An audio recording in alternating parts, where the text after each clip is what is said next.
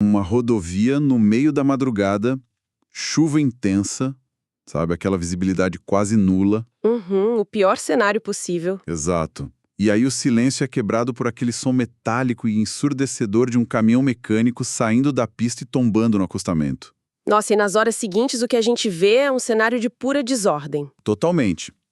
Viatura para todo lado, equipe de resgate, a carga inteira espalhada pela via. E aí começa um verdadeiro mar de hipóteses, né? O pessoal que chega ao local começa a especular. O pneu estourou, houve uma fechada brusca de um carro menor. Ou será que o cansaço venceu o motorista depois de horas na estrada? Pois é, só que no meio de tantas suposições, narrativas construídas sob estresse gigante, existe um único componente no painel daquele caminhão que não entra em choque. Ele não esquece os detalhes e não altera os fatos de jeito nenhum. É o dispositivo que gravou a física exata da viagem. O nosso foco nesse mergulho profundo de hoje é dissecar o funcionamento dessa testemunha silenciosa. Vamos explorar a leitura, a interpretação e o papel vital dos tacógrafos, tanto os analógicos quanto os digitais nos veículos de carga. E a nossa missão aqui é detalhar didaticamente todos os aspectos da coleta e apuração desses dados durante uma vistoria de sinistros de transporte. Beleza, vamos desvendar isso. Mas antes, é fundamental a gente destacar a fonte desse conhecimento de hoje. Todo o material técnico excelente que baseia essa nossa análise foi desenvolvido pela L. Pernar Reguladora de Sinistros. Uma empresa que, olha, demonstra estar profundamente comprometida com o desenvolvimento profissional contínuo de todos os seus colaboradores. A regulação de sinistros não permite amadorismo, de forma alguma. Com certeza não. Um errinho bobo de interpretação ali pode mudar todo o veredito de uma cobertura de seguro. Bom, para entender como a gente investiga um sinistro, a gente precisa primeiro entender como o veículo registra a sua própria história física. A gente começa pelo clássico, né? Isso, a caixa preta de papel, o tacógrafo analógico. Para quem acompanha a gente e não vê isso todo dia, eu gosto de fazer uma analogia. É tipo um sismógrafo. Ah, sim. Ou um disco de vinil. Perfeito. É um disco de papel encerado e tem essas agulhas com ponta de safira ou de metal que ficam ali tipo arranhando o papel e gravando a melodia da viagem em tempo real. É um trunfo da engenharia mecânica se a gente parar para pensar. E na frota pesada, o mais comum, o padrão absoluto, é o de 24 horas. Ele dá uma volta completa, milimétrica, por dia. Mas também tem o de 7 dias, né? Tem sim. O de 7 dias agrupa uma semana de dados, mas, sabe, ele sacrifica um pouco a precisão minuto a minuto. Por isso, nas vistorias, o foco principal acaba sendo de 24 horas mesmo. Entendi. E quando o perito pega esse disco, ele vê 3 áreas de registro, 3 faixas feitas pelas agulhas, certo? Isso mesmo. O que é fascinante aqui é como essas 3 faixas funcionam juntas. A borda externa marca a velocidade. O anel do meio registra a atividade do motorista. Usando uns símbolos específicos, né? Um volante para quando está dirigindo, martelos cruzados para trabalho tipo carga-descarga e uma caminha para mostrar o descanso. Interessante. E a terceira faixa? Fica na parte mais interna, ela marca a distância percorrida, como se fosse um odômetro gráfico mesmo. Mas olha, a integridade de tudo isso depende de uma coisa super-humana. Deixa eu adivinhar. O preenchimento manual do disco. Exato. O motorista é obrigado a preencher o centro do papel com o nome dele, a placa do caminhão, a data e a quilometragem inicial e final. E se não preencher? Se um vistoriador chega lá e o disco está em branco no meio, aquilo perde a validade. Vira um pedaço de papel órfão, não dá para provar juridicamente que era daquela viagem. Nossa, um detalhe tão simples derrubando uma prova inteira. E eu ouvi dizer que tem outra complicação, que são as escalas de velocidade. Marcas tipo VDO, Kienzle, Siemens, Stoner Ridge. Sim, e elas têm calibrações diferentes. Os discos vêm com limites de 125, 140 até 180 km por hora. Tá, mas e se o cara colocar um disco de 140 num aparelho que foi aferido para 125? Invalida tudo. Dá um erro de paralaxe gravíssimo. A agulha vai marcar uma velocidade no aparelho, mas no papel o traço vai cair no lugar errado. Caramba. Pois é.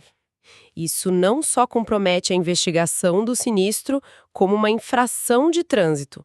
O vistoriador treinado bate o olho na plaqueta do aparelho e no disco e já percebe a divergência. Muito bom. Agora, avançando um pouco na nossa linha do tempo. Digamos que o caminhão está lá, viagem fluida, tudo certo, e de repente ocorre uma colisão brutal. O que acontece visualmente no papel? Como é que o perito acha o momento do impacto? A assinatura do impacto é inconfundível. O caminhão sofre uma onda de choque brutal e isso passa para o mecanismo do tacógrafo. A gente vê a famosa queda brusca. Tipo a linha despencando. Literalmente. A linha da velocidade está lá constante, digamos em 85 por hora, e do nada faz um risco reto para baixo, para o zero. E não é um traço limpo, não. Porque a agulha sofre um impacto físico, né? A agulha chicoteia no papel, ficam umas marcas irregulares, vibrações, o traço fica até mais grosso na base por causa da cera que espalha. E como vocês sabem a velocidade exata? Tipo, lendo um borrão de cera? A gente usa uma técnica de proporção. A gente mede a altura do traço estável logo antes da queda. Se ele bate, digamos, em 3/4 da altura total num disco de 125, a gente calcula que ele estava a uns 90 por hora. E aí cruza com as horas na borda para saber o minuto exato do acidente. Mas, peraí, me tira uma dúvida. O papel não registra frações de segundo, certo? O traço tem uma espessura física ali de meio milímetro que numa volta de 24 horas deve representar alguns bons segundos. Sim, exatamente. Então, se o equipamento tem essa margem de erro, que eu sei que fica entre uns 5 a 10 km por hora, não seria meio perigoso para a análise olhar só para o milímetro do impacto? Nossa, super perigoso. E essa é a dica de ouro dos peritos de excelência. Nunca jamais olhe só para o momento do impacto. Tem que olhar o contexto, então. Isso. A gente analisa os 3 a 5 minutos anteriores ao choque. É aí que a história real aparece. O que vocês procuram nesses minutos antes? A gente procura a reação. Se a linha começa a descer antes de despencar de vez, ou se tem um traço serrilhado agressivo, significa que ele tentou frear, que ele viu o perigo. E se a linha continuar retinha até bater? Aí o cenário é assustador.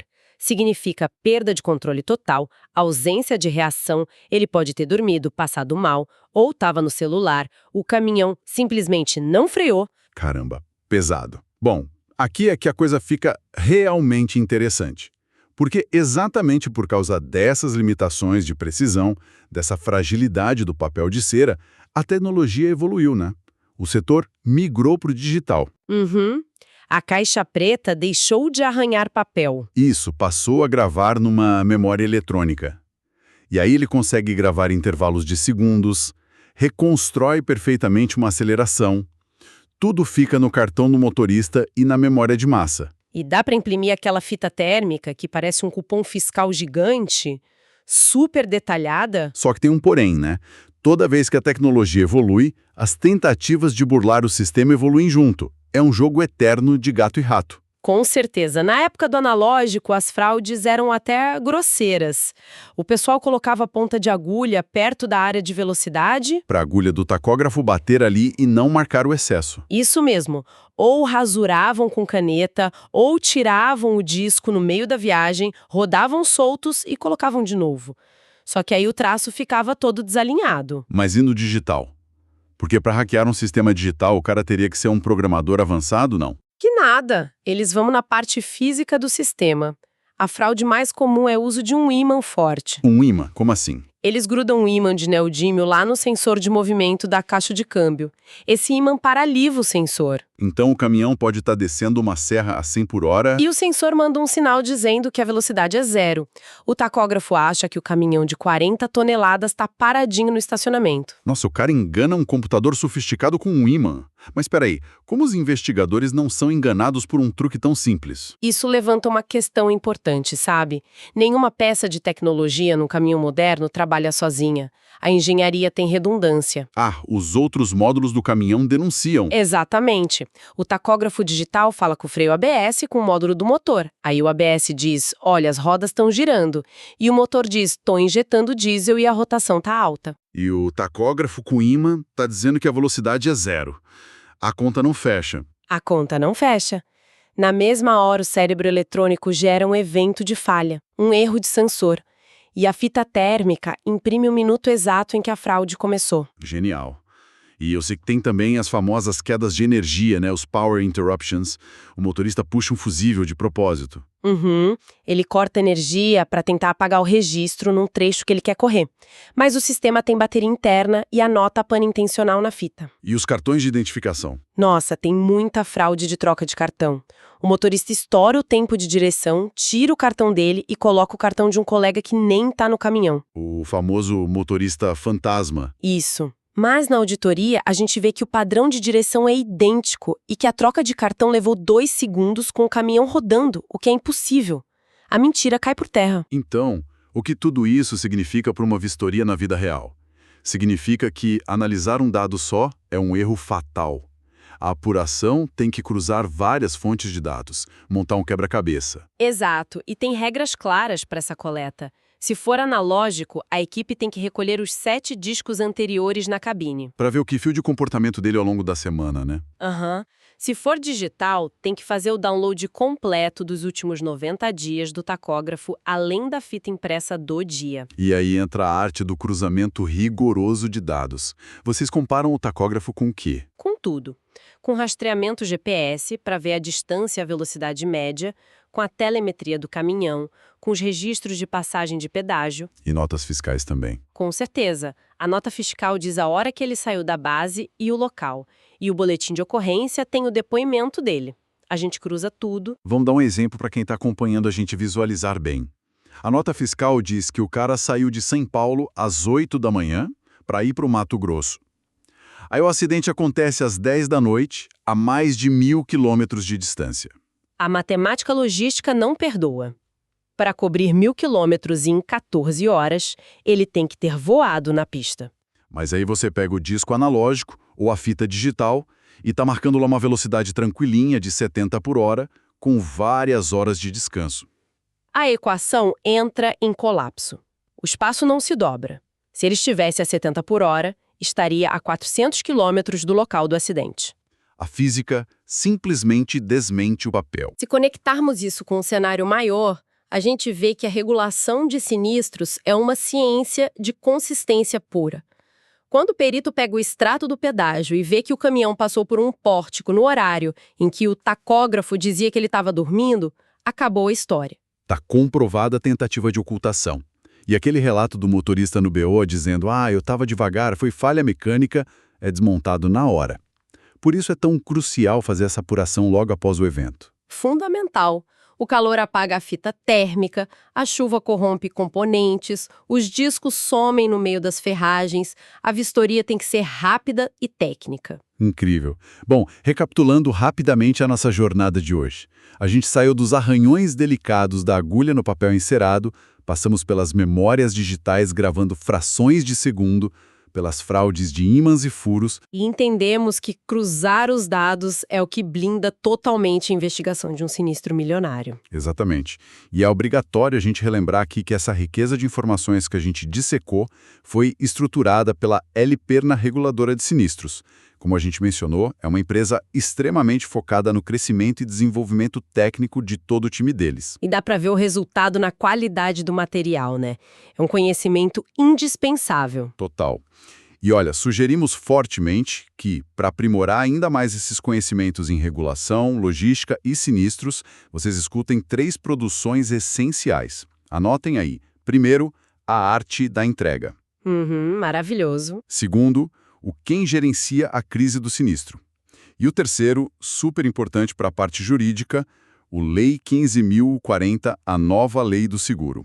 É conteúdo obrigatório para quem quer dominar a área. São indicações perfeitas para fechar esse ciclo de estudo de hoje. E para deixar todo mundo com um pensamento provocativo para o futuro.